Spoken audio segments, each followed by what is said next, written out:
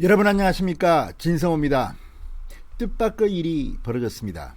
여러분 기억하실지 모르겠습니다. 지난 1월 이재용 삼성전자 부회장이 상습적으로 프로포폴을 투약한다고 공익 제보를 한 사람이 있습니다. 그런데 이 이재용 부회장에 대한 프로포폴 공익 제보자가 협박, 공갈 혐의로 구속되는 일이 벌어졌습니다. 진성호의 직설 시작합니다. 방송에 앞서 아직 진성호 방송에 구독자가 아니신 분들은 붉은색 구독 버튼 눌러주십시오. 더 좋은 방송으로 보답하겠습니다. 자, 하루아침에 공익 제보자에서 공갈 협박범으로 추락했습니다. 자, 이거 어떻게 봐야 될까요? 지금 대한민국에는 특정한 세력에 대해서는 기사가 된다 싶으면 이렇게 협박을 해도 되는 건지, 물론 그 진위는 따져봐야 됩니다. 재벌이든 거지든 누구나 죄를 지으면 처벌을 받는 게 맞습니다. 그렇지만 만약 그게 아니라면, 재벌이기 때문에 돈이 많다, 이거를 내가 공개하면 기자들이 쓸 테고 또 이게 논란이 되면 그 재벌은 엄청난 피해를 볼 것이다, 이거를 빌미로 돈을 뜯어내자, 이런 사람이 있다면 어떨까요? 자, 지금 이재용 부회장이 프로포폴을 투약했는지는 별개로 그건 아직 밝혀지지 않았습니다. 이 수사를 하게 된 단초를 제공한 사람, 그 사람이 돈을 뜯어내려 하다가 걸렸습니다. 그리고 전격적으로 구속됐습니다. 이런 일이 지금 벌어지고 있습니다. 자, 이 매일경제의 단독 보도입니다. 서울중앙지법 장영채 영장 담당 판사, 지난달 26일 폭력행위 처벌 등에 관한 법률상 공동 공갈 혐의를 받는 김모 씨의 구속 전 피해자 신문 결과 도망갈 염려가 있다, 구속영장을 발부했습니다. 자, 이 김모 씨는 삼성전자 이재용 부회장의 프로포폴 상습 불법 투약 의혹을 제기한 사람입니다. 그런데 이 김모 씨는 오히려 이 부회장 측에 추가 폭로를 하겠다며 협박을 하다가 결국은 수갑을 찼습니다.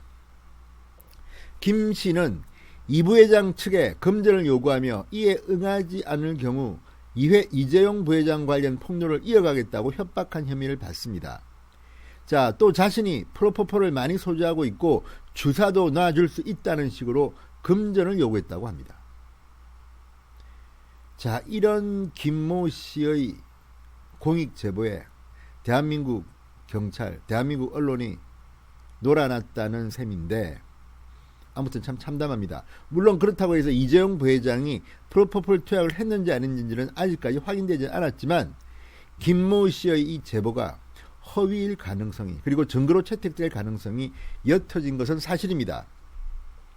자, 공익신고자 보호법 제2조 제2호 남목에 따르면 공익신고와 관련해서 금품을 요구하거나 그 밖에 부정한 목적으로 공익신고를 한 경우 공익신고로 보지 않는다고 적혀 있습니다. 자, 재경지검에서 강력사건을 담당했다는 한 변호사는 이렇게 말합니다. 금품을 원해서 한 공익제보였다는 사실이 밝혀지면 그의 진술이 법원에서 신뢰받지 못할 가능성이 크다. 자, 지금 하루아침에 반전이 이루어졌습니다. 엄청난 금력을 가진 대한민국 최고의 부자 삼성전자 일가, 그리고 그 오너라고 할 수 있는 이재용 부회장의 프로포폴 상습 불법 투약 의혹을 제기했던 공익 제보자로 얼마 전까지 불려왔던 김모 씨, 이제는 공갈 협박범입니다. 공동 공갈 혐의를 받고 구속돼 버렸습니다. 자, 김 씨 수사를 맡은 서울 강남경찰서는 김 씨를 구속한 후 지난달 31일 서울중앙지검에 송치했습니다. 서울중앙지검은 송치받은 사건을 강력부에서 지금 현재 수사 중이라고 밝혔습니다. 자, 김 씨는 앞서 국민권익위원회에 이 부회장을 신고하고 이 같은 내용을 한 매체에 공익 제보라며 틀어놨습니다. 간호조무사인 자신의 전 연인이 이재용 부회장에게 프로포폴을 상습적으로 불법 투약했다고 밝혔습니다. 권익위로부터 이 사건을 넘겨받은 검찰은 수사를 하고 있습니다. 자, 그런데 일단 이 김모 씨가 공익 신고자가 아니라 공갈 피해자로 드러나면서 해당 수사는 새로운 국면을 맞을 가능성이 커졌습니다.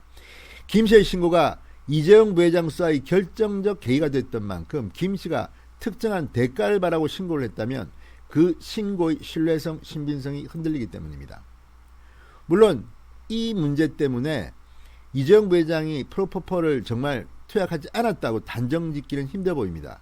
그렇지만 결정적인 이 제보자의 추락, 공갈 협박을 했다는 이 사실이 드러나서 구속까지 되면서 이제 이 사건은 완전히 180도 반전을 한 것으로 보입니다. 지금 공익 제보자들은 많습니다. 그런데 이상하게 우리나라는 이재용 부회장과 같은 특정 세력의 공적이 된 사람은 뭐 하나만 공개되면 이렇게 신속하게 시작하고, 정치 권력, 청와대 관련자들은 공익 제보를 해도 공익 제보자의 뜻에 반해서 금전을 받은 것도 아닌데 수사가 지지부진하는 경우가 많습니다. 자, 과거 민주당이 야당일 때는 이 제보자 보호해야 한다고 했습니다. 그런데 문재인 정권에 들어와서는 제보자를 보호하기는커녕 협박, 거의 인터넷 공동 협박 이런 것들이 이어집니다. 김태우 전 청와대 특감 반원이 그런 경우입니다. 박지원 국정원장, 과거 야당 의원 시절에는 제보를 그렇게 많이 받아서 폭로를 많이 했는데 제보자 무조건 보호해야 한다고 했는데 본인이 인사청문회 나오니까 그런 제보자 수사라고 합니다. 이게 바로 이중성 아니겠습니까? 아무튼 이재용 부회장은 이 프로포폴 투약 사건의 공익 제보자가 공갈 협박범으로 드러나면서 상당히 반절만일 것으로 보입니다.